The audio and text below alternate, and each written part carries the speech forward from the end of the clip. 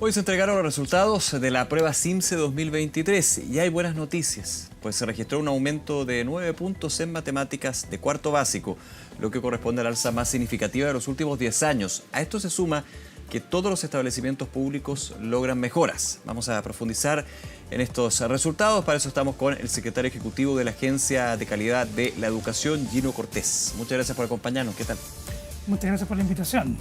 ¿Cómo toman estos resultados? Vamos a ir desglosando evidentemente y analizando eso es lo positivo, más allá de lo que a algún minuto era el CIMSE, que eran rankings. Aquí estamos viendo lo que es la educación y la evaluación que se hace en la educación. Pero ¿qué destacan? Además, obviamente, de lo que yo contaba de matemáticas. Sí, efectivamente yo creo que hay una primera noticia que es muy importante destacar. Es probablemente una de las pocas veces en la historia, por no decir la única, en que estamos entregando los resultados del CIMSE de forma anticipada. La Agencia de Calidad en este sentido está haciendo una entrega de los resultados en el mes de marzo, lo que acostumbrábamos a hacer en los meses de mayo o junio. Esto significa en el fondo poder anticipar la información para que comunidades educativas, directores y docentes puedan tomar decisiones pedagógicas a tiempo, es decir, para que la evaluación sea un medio y no sea un fin. Que sea un medio en el fondo es que puedan tomar decisiones y que no sea el fin, la finalidad del aprendizaje. Eso es muy importante y eso al alero también de que hay muy buenas noticias, de la mano de que hay noticias positivas en el sistema, y hemos denominado que esta entrega de resultados también muestra los primeros síntomas de recuperación del sistema.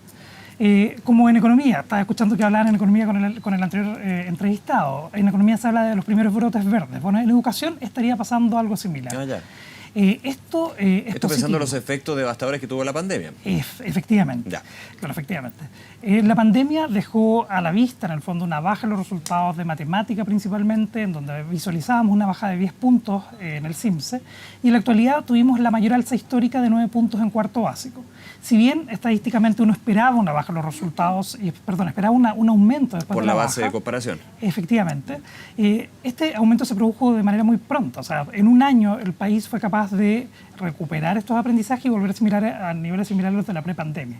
Ahora, Gino, y aprovechando también la economía, de alguna manera una muy buena noticia porque es una recuperación, pero se netea, o sea, volvemos a la situación prepandemia en ese resultado. Por lo cual no hay que contar victoria, ¿uno entendería así? Sí, yo creo que hay que ser muy cuidadoso con el análisis. Efectivamente, al llegar a los niveles similares a los de la prepandemia, la buena noticia es que la recuperación está siendo más rápida de lo esperado. Ya. Perfecto. Los organismos internacionales, incluso nosotros, la Agencia de Calidad, se estimaba que la recuperación podría ser entre 3 y 7 años. Y estamos hablando de que en el mínimo de 3 ya estamos mostrando los primeros síntomas de recuperación de aprendizaje, y eso es una muy buena noticia. Pero sin lugar a dudas siguen existiendo desafíos en educación. Y esos desafíos son los que también en algunos casos teníamos antes de la pandemia, como el nivel de estudiante que no estaba alcanzando los niveles mínimos en matemática, que se ve presencialmente con mayor fuerza en el caso de segundo medio. Ahora, como agencia, ¿cómo explican ustedes que se haya dado esta recuperación más rápida en matemáticas, nuevamente, que fue uno de los puntos más negativos y efectos pandemia?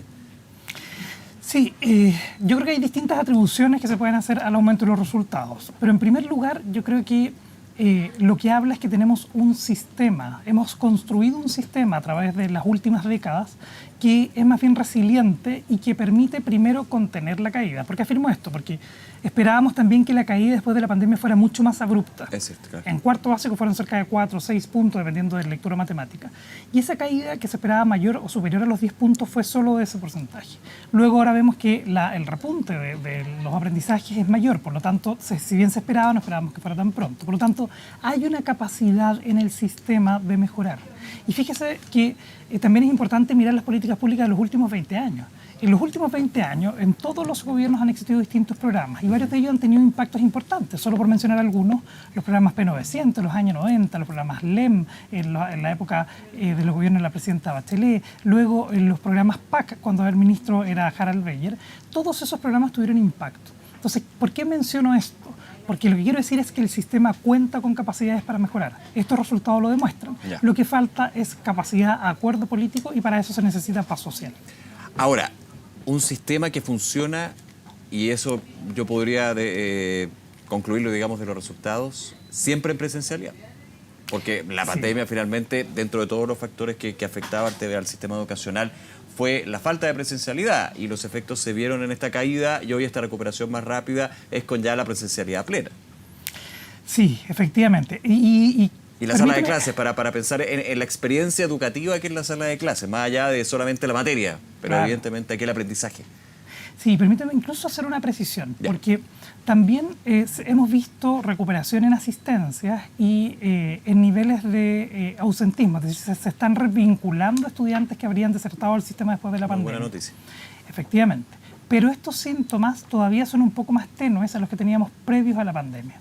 De modo que aquí el llamado también muy fuerte que hacemos desde la Agencia de Calidad y en realidad yo creo que todo el sector educativo, para que los padres, los apoderados, los directivos, quienes hoy día nos escuchan también a través de estas noticias, hagan el esfuerzo porque los estudiantes asistan a clases. No da lo mismo no asistir a clases. Claro, Cuando hablamos en puntos del CIMSE, hablamos de cerca de 20 puntos de diferencia en el CIMSE con estudiantes que van regularmente a clases respecto a estudiantes que no asisten al establecimiento educacional. Por lo tanto, efectivamente se ha recuperado la asistencia a clases, eso muestra una mejora también en los resultados, pero eso puede ser aún mejor. Eso por un lado. Comentemos un poquito también el lenguaje. ¿Hay buenas noticias también ahí? Sí, hemos visto aumentos significativos en el caso bueno, principalmente de matemática, pero de lectura también se ve un efecto bien interesante en cuarto básico. Si miramos la década, veíamos que en los años 2012-2013 obteníamos cerca de 259, 260 puntos. Año a año este puntaje fue variando en 2 puntos, 1 punto 261, 63, 64, hasta llegar a los 271, baja con la pandemia y vuelve a subir hoy día a 272 puntos. Si bien son pocos puntos porcentuales, en una década es bastante responsable ver cómo la tendencia es estable en el tiempo. Y esto se puede explicar también porque hay políticas públicas que son bien razonables y focalizadas en los sectores de educación básica, en donde ha dado ciertos resultados.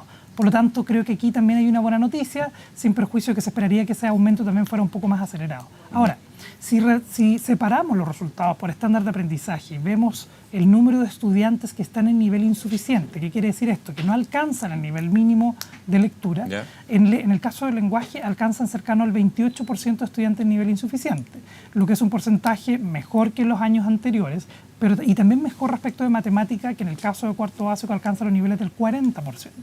Entonces aquí también hay políticas públicas que se pueden enfocar en mejorar los niveles mínimos de aprendizaje de los estudiantes y eso se ha visto en la década que ha ido mejorando progresivamente, pero puede ser aún mejor también. Claro, y esa es la gracia finalmente del CIMSE, ¿no? Como herramienta de medición no de los alumnos, sino del sistema de aprendizaje.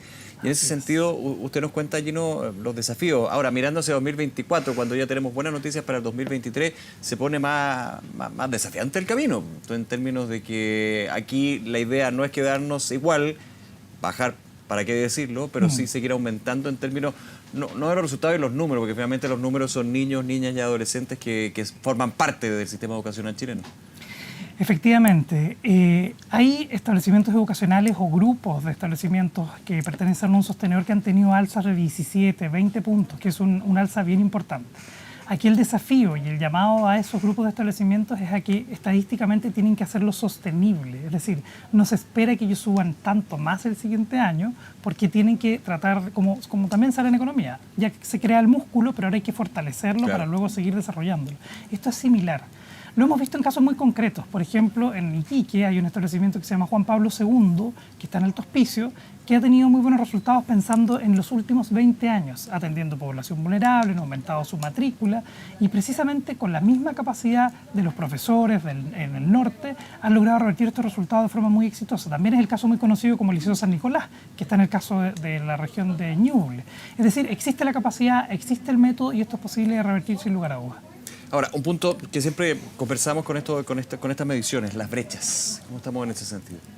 Sí, aquí no hay tan buenas noticias, precisamente porque las mujeres han aumentado la brecha en matemática y esto es bien sintomático, porque en los años 2015 la Agencia de Calidad de la Educación, 2014 incluso, anunciábamos que se acortaba la brecha entre hombres y mujeres en matemáticas, es decir, mujeres y hombres aprendían lo mismo.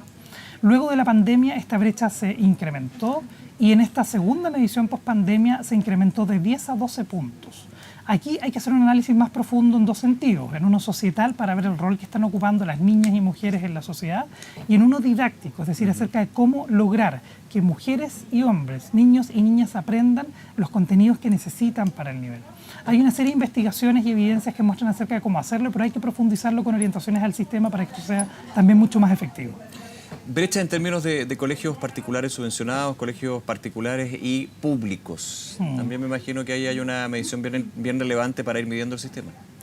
Sí, efectivamente. Aquí yo creo que voy a ser bien claro porque también dentro de la agencia de calidad hace un par de años también lo hemos promovido de esa forma. Para hacer comparaciones por dependencia también es responsable hacerlo por grupo socioeconómico. Ya. Es decir, no tenemos, tenemos establecimientos particulares subvencionados que pues, están en el grupo socioeconómico medio alto y también bajo. No es justa esta comparación pensando en que el grupo socioeconómico también determina en cierta medida el capital cultural y eso afecta fuertemente también los resultados.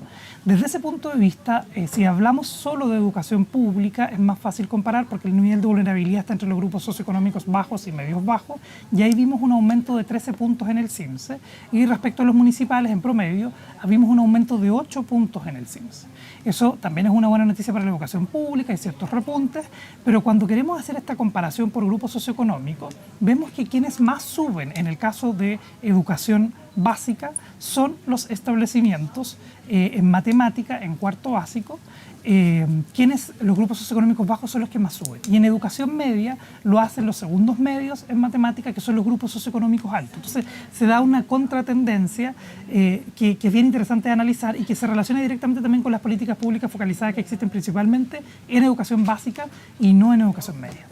Por último, Gino, y también englobando lo que se tiene que seguir adelante, tomando estos resultados, tomando la línea histórica también de lo que han sido las pruebas CIMSE, las claves, digamos, los conceptos claves que hay que tener en cuenta para seguir en este camino. Mire, para poder entender bien estos resultados que obtuvimos durante este año, hicimos un estudio de correlacionando variables para poder entender cómo sucede, que serían como las claves.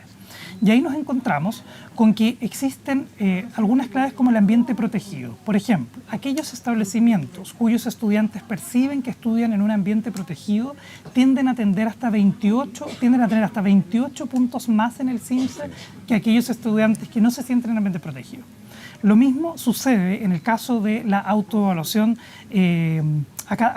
académica, es decir, aquellos estudiantes que se sienten capaces de tener buenos resultados. Ahí la diferencia es mucho mayor.